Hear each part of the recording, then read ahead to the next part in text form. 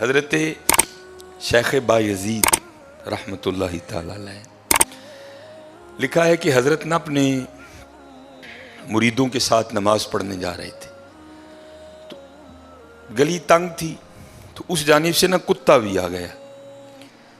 تو ظاہر اگر تلقین آئی غیب سے کوئی دل میں خیال تو آیا ہوگا نا, تو حضرت نے اپنے کپڑوں کو بڑا سمیٹا اور سائڈ پہ ہو گئے کہ کتا گزر جائے کہیں میرے کپڑوں سے لگ ہی نہ جائے یہ. تو پھر یہ تلقین آئی غیب سے, وہ جو کتا ہے نا وہ بول اٹھا, عرض کرتا ہے بایزید کیوں مجھ سے اتنی نفرت کر رہے ہو؟ آپ نے فرمایا تو نجس ہے, میں نماز پڑھنے جا رہا ہوں, میرے کپڑے خراب کر دے گا, میں تو اس لیے پیچھے ہٹا ہوں. تو کتا آگے سے کہتا ہے حضرت اگر میں گیلا ہوں تو پھر نجس ہوں, پھر ناپاک ہوں, اگر خشک ہوں تو پھر تو میں ناپاک ہی نہیں, اگر آپ کے کپڑوں سے لگ بھی گیا تو کچھ نہیں ہوگا, اگر گیلا ہوں تو لگ گیا تو پھر آپ کے کپڑے ناپاک کروں گا, لیکن پھر بھی میری ناپاکی ایسی ناپاکی ہے کہ 3 بار کا جو پانی ہے وہ اس ناپاکی کو دور کر دے گا. اگر آپ کے کپڑوں سے لگ گیا نا 3 بار, اگر آپ اپنے کپڑوں کو پانی سے دھوئیں گے تو کپڑے پاک ہو جائیں گے. لیکن بایزید کبھی تو نے اپنی ناپاکی پہ غور کیا؟ میری ناپاکی تو وہ ہے جس کو 3 پانی دور کر دیتے ہیں, لیکن تیری ناپاکی تو وہ ہے جس کو 7 سمندروں کا پانی بھی نہیں دھو سکتا. جا کے پہلے اپنی ناپاکی دور کر. ہاں حضرت یہ اندر کی ناپاکی. اور کیونکہ بات ان سب بابوں کی ایک ہوتی ہے, انداز جدا ہوتے ہیں, تو پھر یہی بات حضور بلے شاہ رحمۃ اللہ تعالیٰ نے کس طرح لکھی. آپ فرماتے ہیں پھلاں دا تو عطر بنا, پھلاں دا تو عطر بنا, عطر دا پھر تو کڈ دریا, دریا وچ پھر تو ڈبکیاں لا. ذرا بات کی گہرائی تک جانا. حالا عطر کیا ہے؟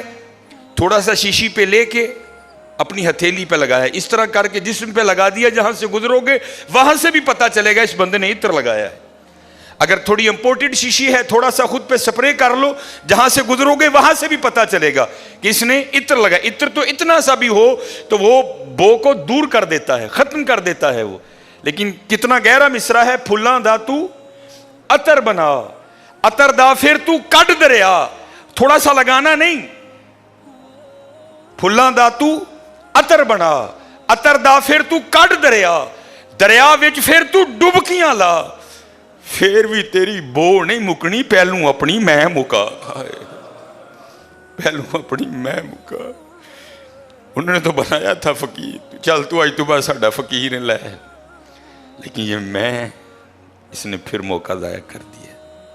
میں حضرت پھلاں دا تو عطر بنا, عطر دا پھر تو کڈ دریا, دریا وچ پھر تو ڈبکیاں لا, پھر بھی تیری بو نہیں مکنی, پہلوں اپنی میں مکا.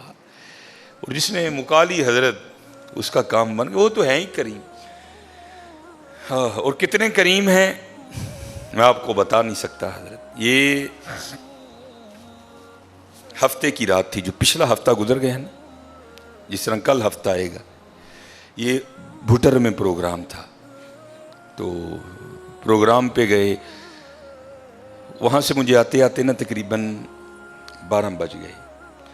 جب میں گھر آیا نا تو چھوٹا بیٹا میرا, سب سے چھوٹا ابراہیم, بڑا رو رہا تھا.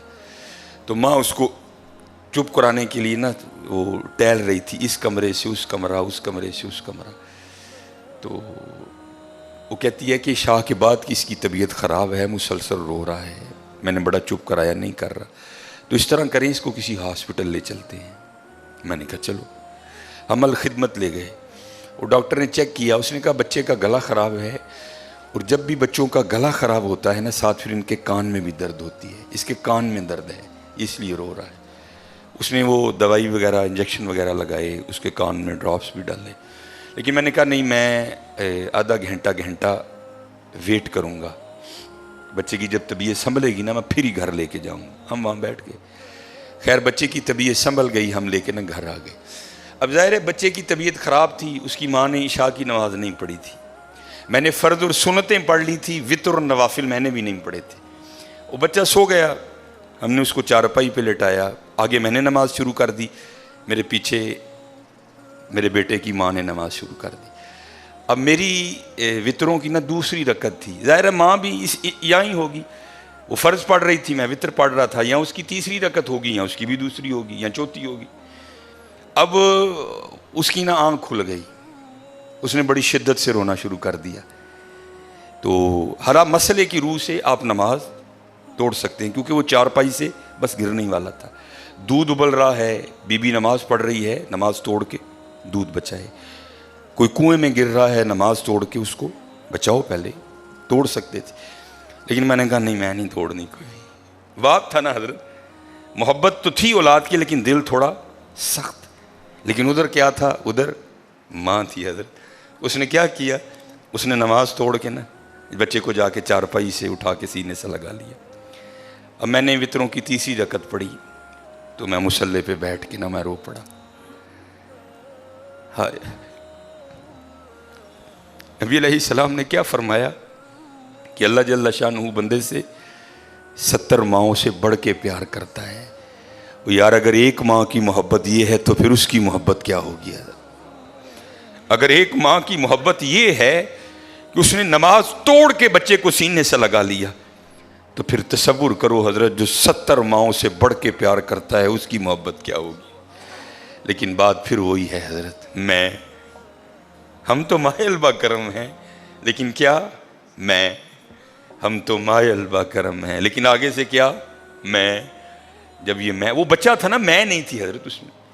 وہ تو پوری شدت سے رو رہا تھا، مجھے بٹھاؤ، مجھے اٹھاؤ، مجھے بچاؤ، مجھے بچاؤ. شدت تھی نا حضرت، اس شدت نے ماں کو مجبور کر دیا کہ اس نے نماز توڑ کے بچے کو اٹھایا. یہاں بھی جب شدت آتی ہے نا حضرت، تو پھر دریائے رحمت ایسا جوش میں آتا ہے کہ بگڑی بن جاتی ہے. لیکن پھر کیا ہے؟ ہم تو مائل با کرم ہیں، کوئی سائل ہی نہیں.